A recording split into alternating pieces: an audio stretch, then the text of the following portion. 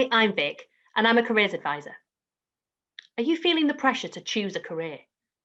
Or are you struggling to choose between a few different apprenticeships or training opportunities? Because, well, what if you choose the wrong one?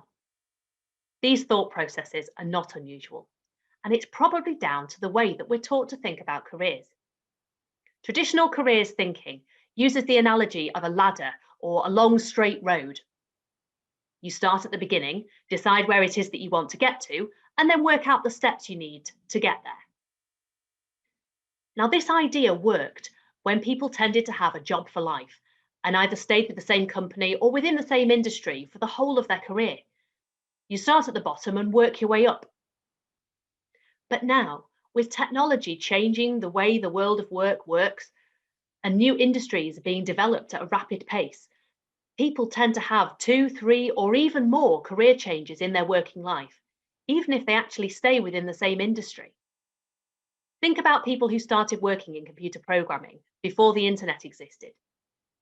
A whole new world of opportunities opened up around them as they stayed in their industry and it developed. Jobs like an app developer, UX designer, or social media manager didn't even exist, and now they're some of the most in demand. So you see, it just doesn't make sense anymore to decide right at the beginning of your career what the final destination is going to be.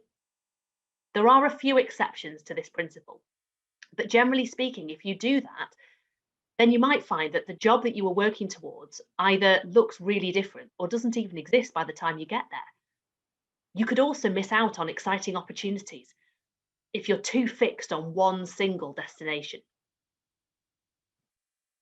It's absolutely okay and probably even beneficial not to have a really rigid set of directions guiding your career. And for all those planners out there who are now panicking at the thought of not having a plan, take a deep breath. There is a plan, it just doesn't look quite how you might have expected.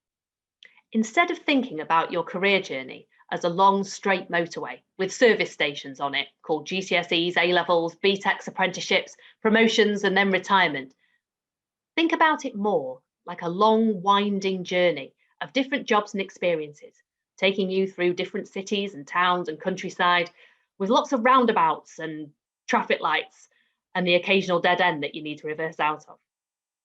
This is much more like the shape of modern careers. The passport that you need to navigate through all of this is your skills and qualifications. Increasingly, employers are interested in the skills that you've got. Things like teamwork, leadership, managing a workload, problem solving. These are called transferable skills, and they're transferable because you can learn them while doing one job and then transfer them because you can use the same skills in a different job. Building experience in things that you're really interested in is a great idea too and can lead to a really fulfilling career. But it's really hard to know what these things are before you've tried. So that's part of your career journey, trying things out and experimenting without being too worried about whether that job is the one. There will always be something to learn from every job that you do. Every job will teach you skills, put you in contact with people, and give you experiences that you can then transfer to the next job. So if you're looking at that interesting apprenticeship opportunity, but hesitating to apply for it because you're just not sure that it's the one, just go for it. There's no one perfect job for everybody, and no one stays in the exact same job forever. Chances are that the skills you gain, the qualifications that you get, and the people that you meet will lead you on to something exciting. It's okay that you don't know what that something is. That's all part of the journey. So stop worrying about choosing a career. You really don't have to. You just need to know what you're going to do next. And remember, if you haven't got a fixed destination, it's actually impossible to take a wrong turn.